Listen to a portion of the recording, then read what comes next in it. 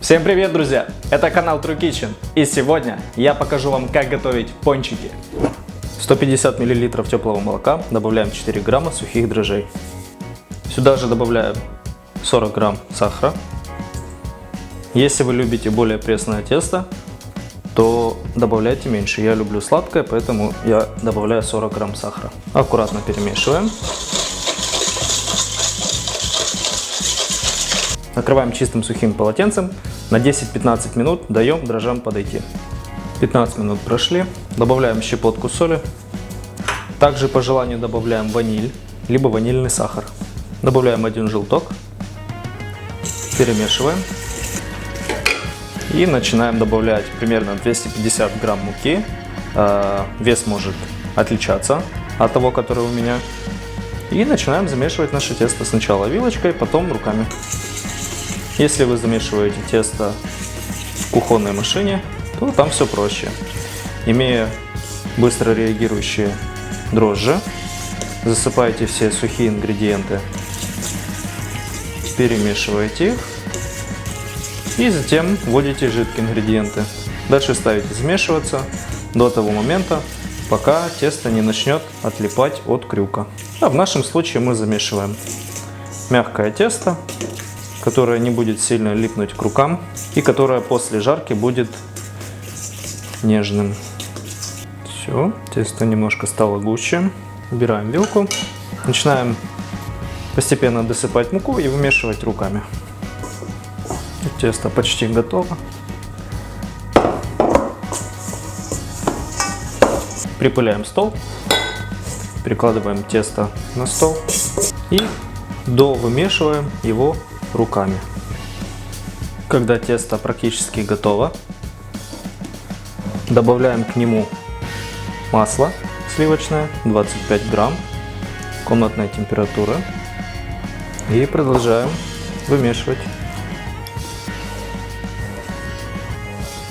После добавления масла тесто надо очень хорошо вымешать. Масло в тесто желательно добавлять, когда тесто почти готово. То есть еще очень сильно липнет к рукам и к столу, потому что на тот момент масло будет вкатать в тесто гораздо легче. Тесто у нас мягкое, оно слегка липнет к рукам, но не пристает. Именно такое тесто нам необходимо получить. Помещаем в чистую сухую емкость для расстойки. Затягиваем емкость пленкой. И оставляем наше тесто на расстойку примерно на час, может быть даже на 1,5, для того, чтобы оно поднялось примерно в 2 раза. Очень важно этому тесту хорошо подняться, для того, чтобы в конечном итоге наши пончики получились очень пышные. Пока наше тесто будет растаиваться, можно подготовить вот такие вот заготовки из пергамента, на которые мы будем складывать сформированные из теста наши будущие пончики. Для чего это делать? Для того, чтобы потом очень легко было и удобно отделить тесто от этого кусочка пергамента и положить сразу в масло. Если мы это будем делать в каком-то противне, либо на доске, будет это делать очень сложно. Тесто будет тяжело отлипать от поверхности, структура теста будет приминаться, и в конечном итоге наши пончики не получатся такие нежные, воздушные. Тесто было у меня на расстойке 1,5 часа, поднялось у меня примерно в 2 раза. Теперь аккуратно достаем из миски, немного приминаем и делим на кусочки по 50 грамм примерно. У нас получилось 10 кусочков, теперь мы их защипываем таким образом.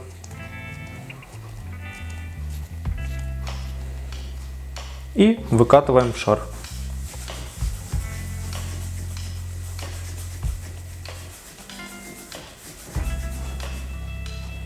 Вот так вот. И ставим пока что под полотенце сухое, либо пищевую пленку, для того, чтобы оно у нас не обветривалось. Пока мы защипим и выкатаем все наше тесто. Выкатали все наши шарики. Весы нам больше не понадобятся. Теперь из наших шариков формируем пончики. Каким образом? Делаем отверстие внутри нашего шарика. Таким образом. И постепенно растягиваем наше тесто, но аккуратно. Нам не нужно его порвать. И кольцо должно быть одинаковой толщины. Вот так вот. Можно даже еще сильнее растянуть.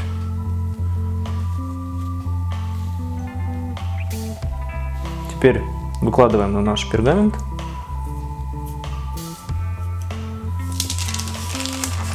И в таком виде накрываем полотенцем, формируем все остальные пончики и даем расстояться где-то 30-40 минут.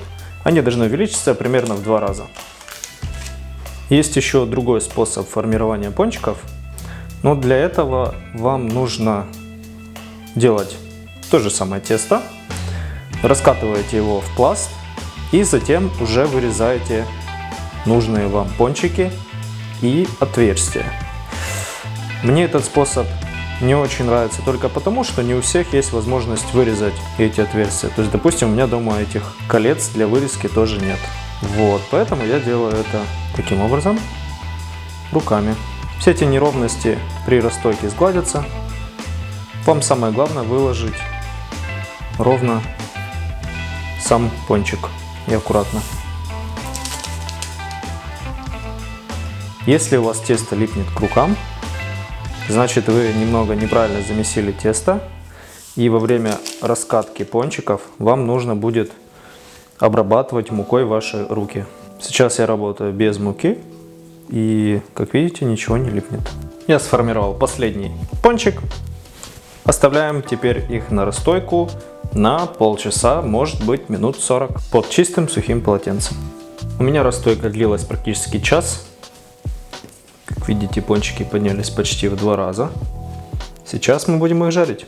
Берем кастрюлю, в нее наливаем масло, ставим греться. Если у вас есть контактный либо бесконтактный термометр, вам нужно будет вымерить температуру примерно 170-180 градусов. Это обычная температура для жарки во фритюре. Высота масла у меня примерно где-то 2-3 сантиметра. Этого достаточно. Много масла наливать нет смысла. Рядом я подготовил тарелку, на которую выстелю несколько салфеток, для того, чтобы лишнее масло, которое у нас будет получаться во время жарки пончиков, стекало на эти салфетки. И сами пончики оставались не такие жирные. Если вы видите, что от вашего масла идет дым, огонь нужно будет сделать чуть меньше. Когда поверхность масла начинает слегка дрожать, это говорит о том, что оно нагрелось, и можно опускать наши пончики. И сейчас я покажу, для чего мы брали пергамент. Смотрите, с него очень удобно опускать пончик в масло, при этом мы его не будем лишний раз жать. Видите, очень аккуратно он слез, и мы его опускаем в масло. Здесь нашей палочкой мы делаем наше отверстие в середине более круглое, просто вращая пончик, когда вы его только-только опустили в масло. Таким образом. Главное делать это аккуратно, чтобы масло не хлюпнуло на руку. Сразу видим, как тесто моментально пузырится, надувается. Это значит, что мы все сделали правильно. И сейчас наши пончики увеличатся в размере и станут нереально нежными и воздушными. Во время расстойки нужно не дать тесту обветриться, иначе наш пончик не поднимется до нужных размеров. Если у вас кастрюля чуть-чуть больше по диаметру, чем у меня, вы можете опустить еще несколько пончиков. У меня здесь 2 не поместится, поэтому я буду жарить по одному. Жарить нужно до хорошей поджаренной корочки. И вот мы перевернули наш пончик. Корочка очень зажаренная, красивая, золотистая.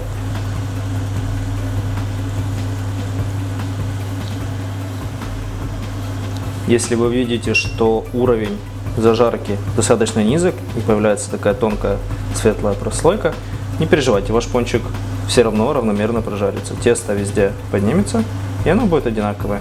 Если вы немножко сомневаетесь, либо у вас тесто получилось очень толстым, можете немножечко притопить во время жарки.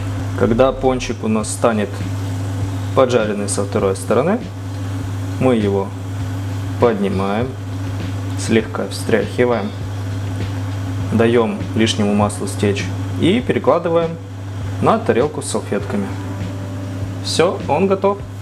Таким образом жарим все остальные пончики. Посмотрите, какой был пончик до этого и как он вырос после жарки. Готовые пончики обдаем сахарной пудрой.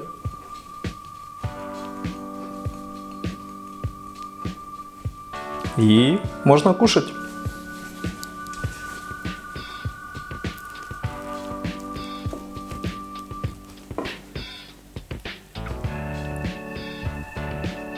Вот такие пончики у нас получились.